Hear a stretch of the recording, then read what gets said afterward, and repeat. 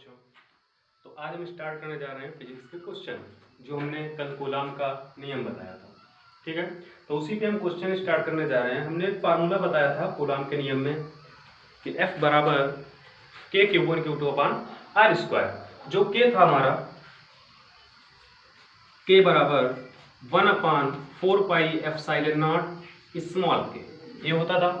ठीक है, अच्छा अगर हम वायु के लिए बात करते थे तो वायु के लिए जब हम बात करते हैं तो उसके लिए k का मान 9 × 10⁻9 न्यूटन मीटर स्क्वायर प्रति कूलाम स्क्वायर, ये हो जाता था।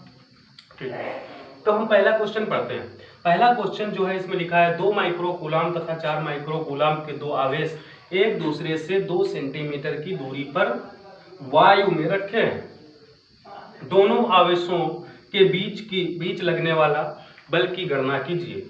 2 माइक्रो कूलाम तथा 4 माइक्रो कूलाम के हमने दो आवेश किसमें रखे हैं, वायु में रखे हैं। और कितनी दूरी पर रखे हैं, 2 सेंटीमीटर की दूरी पर रखे हैं। तो उनके बीच लगने वाले बल की गणना बोला है, उसके बीच लगने वाला बल कितना होगा। ठीक है, तो अगर दोनों आवेश पॉजिटिव हैं यानी कि धनात्मक हैं, तो सबसे पहले बात हमको ये समझ में आनी चाहिए कि अगर दोनों आवेश धनात्मक हैं तो उनके बीच कौन सा बल लगेगा, प्रतिकर्षण या आकर्षण, प्रतिकर्षण बल लगेगा। ठीक है, तो अब स्टार्ट करते हैं। सबसे पहले हम मान लिख लेंगे कौन क्या क्या दिया हुआ है। ठीक है, तो ये तो हमारा K का मान था जो कि हमने बता के रखा था पहले से ही। अब Q1 बराबर कितना है, Q1 बराबर 2 माइक्रो कूलाम एंड Q2 बराबर 4 माइक्रो कूलाम। हाँ, दूरी कितनी है, बीच की दूरी यानी कि R बराबर कितने सेंटीमीटर, 2 सेंटीमीटर। ठीक है, अब हमको क्या निकालना है, दोनों आवेशों के बीच लगने वाले बल की गणना कीजिए। यानी कि दोनों आवेशों के बीच लगने वाला बल हमको ज्ञात करना है। और बल का फार्मूला हमने बताया था F बराबर K Q1 Q2 अपान R स्क्वायर। अगर हमने वायु में बात की, किसमें बात की, वायु में, तो वायु में बात करने से पहले हम एक चीज जान लेते हैं कि वायु का जो परावर्तनांक होता है, जो स्मॉल k होता है वायु का, वो कितना होता है, 1 होता है। जो स्मॉल k होता है वो कितना होता है, 1 होता है। यानी कि वायु का परावर्तनांक जो होता है वो हमारा होता है 1। ठीक है, अब k का मान कितना हो जाएगा, 9 × 10⁻9, कितना हो जाएगा, 9 × 10⁻9। ठीक है, तो रखते हैं, मान रख लेते हैं। पहले माइक्रो कूलाम को कूलाम में चेंज करें। ठीक, तो 1 माइक्रो कूलाम बराबर कितने कूलाम, 1 माइक्रो कूलाम बराबर 10⁻⁻6 कूलाम। तो 2 माइक्रो कूलाम है तो 2 × 10⁻6 कूलाम, ये हो जाएगा 2 × 10⁻6 कूलाम। ऐसे ही 4 माइक्रो कूलाम बराबर 4 × 10⁻6 कूलाम। दूरी कितनी है, 2 सेंटीमीटर। सेंटीमीटर को हम किस में चेंज करेंगे, मीटर में। तो 2 सेंटीमीटर यानी कि 1 सेंटीमीटर बराबर 10⁻⁻2 मीटर, यानी कि 10⁻2 मीटर। तो 1 सेंटीमीटर अगर हमारा 10⁻2 मीटर होता है तो 2 × 10⁻2 मीटर क्या हो जाएगा, 2 सेंटीमीटर। ठीक है, अच्छा अब हमको सबके मान पता, Q1 का मान पता, Q2 का मान पता, R का मान पता, K तो हमको पहले से ही पता है। और हमने बताया वायु में, तो वायु के लिए K बराबर कितना, 1। स्मॉल K होता है, ये स्मॉल K होता है। ठीक है, अच्छा अब बात करें K 9 × 10⁻9 into Q1 2 × 10⁻6 and Q2 4 × 10⁻6 upon R square, यानी कि 2 × 10⁻2 का स्क्वायर, 2 × 10⁻2 का स्क्वायर, 2 दूनी 4 यानी कि 4 × 10⁻4 हो जाएगा। ठीक है, अब इधर देखो, तो 9 2 18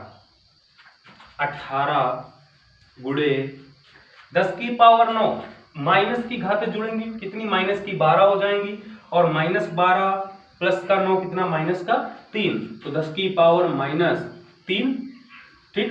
अच्छा, गुणे कितना 4 और बटे में 2 दूनी 4, 10 की पावर -4, तो 4 गुणे 10 की पावर -4, क्या यही होगा? हाँ, 4 से 4 खत्म, ठीक है। अब ये ऊपर जाएगा, तो 18 गुणे 10 की पावर ऊपर जाएगा तो प्लस का 4 और इंटू 10 की पावर -3, 4 में से 3 गया, कितना बचा? 1 बचा, तो यानी कि 18 गुणे 10 की पावर 1 और यानी कि 18 दहम 180, तो बल कितना आया? 180 न्यूटन। ये तो था हमारा पहला क्वेश्चन, ठीक है। अब बात करें हम दूसरे क्वेश्चन की। दूसरा क्वेश्चन हमारा क्या बोला गया? वायु में रखे दो आवेश एक दूसरे के 10 की पावर -4 न्यूटन से प्रतिकर्षित करते हैं। अच्छा, बोला गया प्रतिकर्षित करते हैं, तो प्रतिकर्षित का मतलब दोनों आवेश कैसे रहेंगे? धनात्मक या ऋणात्मक, कोई सा भी ले सकते हैं। हम मान लिए कि दोनों आवेश धनात्मक रहे होंगे। दोनों आवेश कैसे रहे होंगे? धनात्मक रहे होंगे, ठीक है। तो पहला आवेश लिख लो, माना दो आवेश Q1 F व Q2 R मीटर की दूरी पर स्थित है, तो ये हमने मान लिया, ठीक है। अच्छा, अब बोला गया वायु में रखे दो आवेश एक दूसरे के 10 की पावर -4 न्यूटन से प्रतिकर्षित करते हैं, यानी कि बल लगा रहे हैं 10 की पावर -4 न्यूटन से, यानी कि F1 बराबर के, अब यहाँ पे क्या नहीं लिखते हैं, 1/4 पाई एप्सिलॉन नॉट स्मॉल के। स्मॉल के जो होता है ये वायु के लिए कितना होता है? 1 होता है। ये परावर्तितांक होता है, वायु के लिए कितना होता है? 1 होता है। इनटू हमने दो आवेश माने थे Q1 Q2 अपान R मीटर, यानी कि R²। ये हो गया F1। ये क्या हो गया? F1।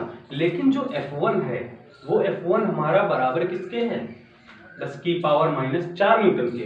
तो 10 की पावर -4 बराबर 1/4 पाई एप्सिलॉन नॉट, और बोला क्या गया है वायु में, वायु के लिए 1 हो जाएगा, इंटू Q1 Q2 अपान कितना? R², ठीक। अच्छा, ये हमारी हो गई समीकरण नंबर 1। समीकरण नंबर 1 हो गई, ठीक है। अब हम बात करेंगे, बोला गया दो आवेश के मध्य तेल भर दिया जाए। यदि दो आवेश के मध्य तेल भर दिया जाए, अभी पहले क्या भरी थी? वायु। अब बोला गया अगर दोनों आवेशों के मध्य तेल भर दिया जाए, हमने वायु के लिए बताया था परावर्तनांक 1 होता है, लेकिन तेल का हमको तो मालूम नहीं कितना होता है, तेल का हमको नहीं मालूम है। अगर क्वेश्चन दिए होंगे तो तेल का परावर्तनांक दिया होगा, नहीं तो परावर्तनांक पूछा होगा, वगैरह वगैरह, ठीक है। लेकिन वायु का हमको पता होता है कितना होता है? 1 होता है। वायु का कितना होता है? 1 होता है। अच्छा, ठीक है। तो अब समीकरण नंबर 2 बना लेते हैं। 2 बनाने का मतलब क्या है? देखो, यदि तेल भर दिया जाए तब बल कितना हो जाता है? 2.5 गुणे 10 की पावर -5 न्यूटन हो जाता है। तो तेल का परावर्तनांक ज्ञात कीजिए, यानी कि हमको क्या ज्ञात करा रहा है? के ज्ञात करा रहा है। बल कितना हो जाता? 2.5 गुणे 10 की पावर -5 न्यूटन। क्या इसने आवेश को चेंज किया? नहीं चेंज किया। इसने आवेश को चेंज नहीं किया, ठीक है। अगर इसने आवेश को चेंज नहीं किया है तो हम क्या करेंगे? आवेश सेम रखेंगे, दूरी भी सेम रखेंगे, ठीक है। अब देखो समीकरण नंबर 2, यानी कि F2 कितना हो जाता है? 2.5 गुणे 10 की पावर -5 बराबर 1/4 पाई एप्सिलॉन नॉट स्मॉल के, हमको पता नहीं है, स्मॉल के हमको ज्ञात कराना है, क्योंकि ये किसके लिए बात हो रही है? तेल के लिए, इनटू Q1 Q2 अपान R², ठीक है। ये हो गई हमारी समीकरण नंबर 2। समीकरण नंबर 2 हो गई। अब देखेंगे समीकरण 1 और समीकरण 2 को अगर हम डिवाइड कर दें, समीकरण 1 और समीकरण 2 को हम क्या कर दें? डिवाइड कर दें, ठीक है। डिवाइड करते हैं। F1 तो 10 की पावर -4 बटे 2.5 गुणे 10 की पावर -5, 2.5 गुणे 10 की पावर -5 बराबर 1/4 pi epsilon not, 1/4 pi epsilon not into 1 था तो 1 का कोई मतलब ही नहीं है, into Q1 Q2 upon r square और बटे में 1/4 पाई एप्सिलॉन नॉट स्मॉल के into Q1 Q2 upon r square. इससे ये पूरा गया, इससे ये पूरा गया। अब ये देखो, ये के कहाँ जाएगा ऊपर, ये के कहाँ जाएगा ऊपर जाएगा, तो 10 की पावर -4 और ये जाएगा ऊपर, तो 10 की पावर +5 इंटू 10 की पावर -4 और बटे में कितना 2.5 बराबर कितना के। क्या यही आएगा, यही आएगा। अच्छा अब देखो,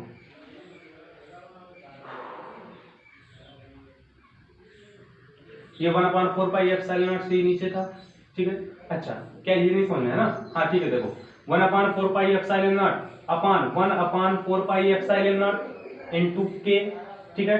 अगर हम अलग अलग की बात करें, अलग अलग लिख लें कि 1/4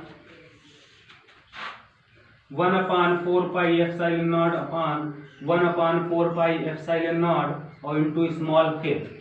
अभी ये देखो, ये ऊपर जाएगा और ये नीचे आएगा, तो इससे ये खत्म, यानी कि के कहाँ बचेगा, ऊपर सिर्फ के बचेगा, वही तुमने लिखा है। ये सिर्फ क्या बचेगा, के बचेगा। क्या बचेगा, के बचेगा।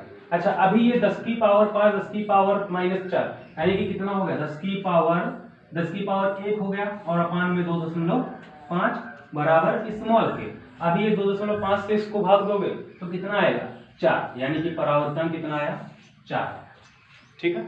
अच्छा